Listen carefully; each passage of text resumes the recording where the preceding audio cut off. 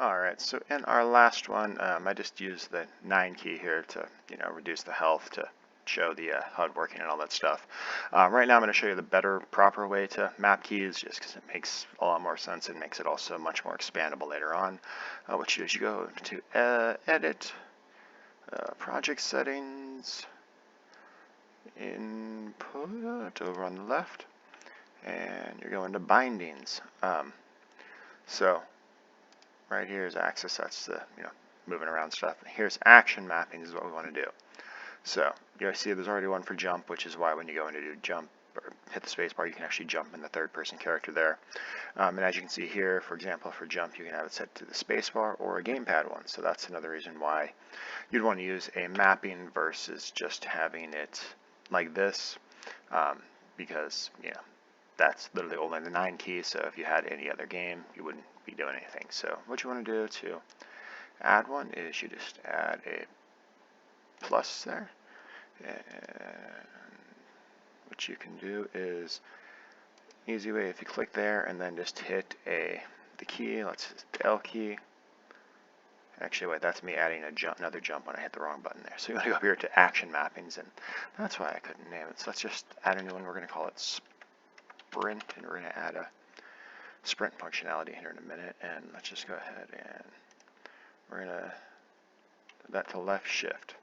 And if you click on it and then hit the click on it till it highlights, then hit the button, it'll pick that key. So now we've got left shift, and that's going to be our sprint button. So what we should do is go into, and we can just get rid of all this stuff from last time. So what we want to do, so if we right click and we start typing in SPRINT, we get our action event there. So now when that's pressed, it's going to do something. When it's released, it's going to do something. And what we probably want to do, since it's called the sprint button, is we make it to, have the character run faster.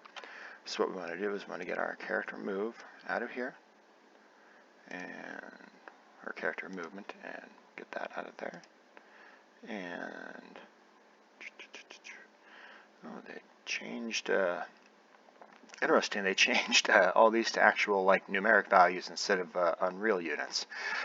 In literally the version before this, the preview, was a preview or whatever it was. God, my brain is just already fried, and it's only 7:19.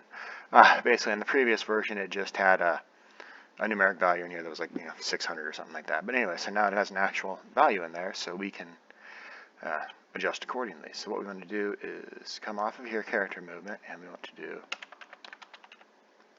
set max walk speed.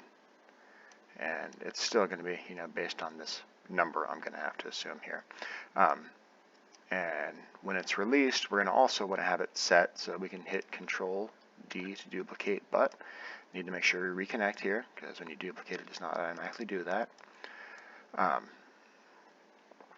But what we want to probably do is figure out what their current run speed is and adjust accordingly. So what we want to do off of here is get max walk speed. So get max walk speed. And what we're going to want to do on this is actually convert this to a variable. So we drag off when we do promote to variable, and I'll tell you the reason for that in just 1 minute. So we're going to first set that, and it's going to basically save in here what our max walk speed was. And then after that, what we want to do is, let's just say we want to take it and let's make so our max walk speed is going to be times 1.5. So we drag off here and we can hit the asterisk at the in your top of your number key or above, or Shift 8 and get your multiply. And we can just put in here times 1.5, and that'll set that. So then what we do when it's released, we want to take our max walk speed over here that we already set, and we're going to go ahead and set that over there. So now what's happening, I'm going to compile, I'm going to save. So when we push our sprint button, we're first setting a variable called max walk speed that takes our original max walk speed, and then we are taking that speed, multiplying it by 1.5, and setting our new max walk speed, which I'm going to rename this variable just so that it is, let's just change that to base walk speed, so that way it's less confusing with the actual max walk speed. I can use words sometimes, I swear. I swear I'm not just a word garbler. Yeah, sorry. Alright, so let's see if this actually does anything, alright? So first let me make sure that compiled, saved. So let's just hit this. So we're going to be running, and we've still got our thing on there from before. So you see we hold down shift, let go of shift. Hold down shift, let go of shift. Hold down shift, let go of shift. So see, that was a very simple key binding and a very simple excuse me, very simple little exercise in making adjustments to stats and stuff.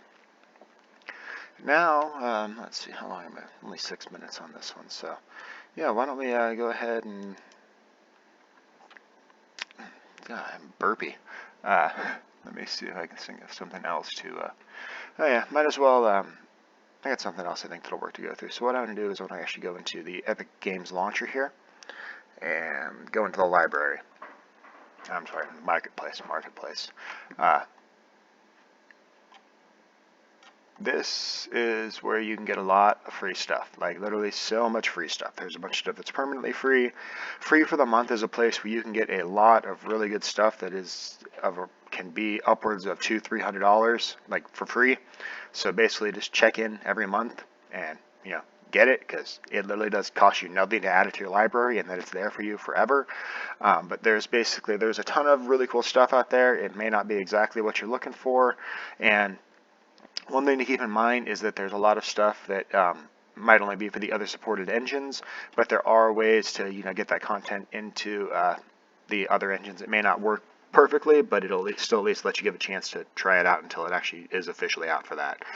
So that's just something I want to point out. There is just so much free stuff that can be out there, and you can just search like there is for anything else. But literally, if we just go to, let's just try Marketplace collection here. Literally there's entire city environments, which I'm going to add that one, I think. Come on. No, I want to click you. So there we go. And I've already downloaded the props, or not downloaded, but added them onto some of my things. Literally there's rooms for building all kinds of different stuff that you'd like. There's, different characters. And literally all of these are actually fully fleshed out characters with animation blueprints. It's limited to the animations that they've given for you, so if you want to use it for your own projects and stuff, you're going to have to do a lot of rebuilding on that, which I'm happy to show you all how to do eventually. But one thing I will say is you can very easily start overflowing your hard drive with a lot of this stuff, because it saves a copy to a temporary location in addition to saving it to all of your actual local projects. So basically, if it's a large thing, it can take up a lot of space, and if you're working with, split hard drives where you've got, a solid state and a old school drive, there's ways to set it so you can, save some of the files to the usually larger spinny disk that I can't think of the regular name for. Oh my god, I don't know when the right time to do these is, because if it's too early, I'm not awake yet, and if it's too late, I'm too tired from all the children and other things that drain my brain.